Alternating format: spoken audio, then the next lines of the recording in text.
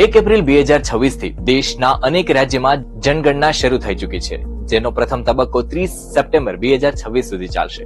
Cyber security expert આવી આશંકા વ્યક્ત કરી રહ્યા છે કે સ્કેમર્સ જનગણનાના નામે ઠગાઈ કરી શકે છે.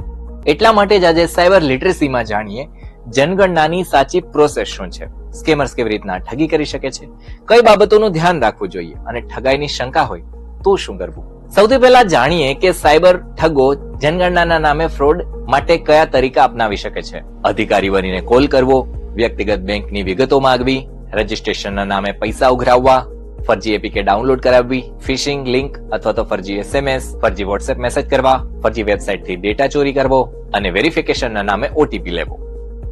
સાયબર સિક્યુરિટી એડવાઇઝર રાહુલ મિશ્રાના મતે જનગણનામાં માહિતી આપવી એ તમારી પ્રાથમિક જવાબદારી છે, પરંતુ સતર્ક રહેવું પણ એટલું જરૂરી છે. વિના ઓળખાણ તપાસીએ કોઈ પર ભરોસો ન કરવો.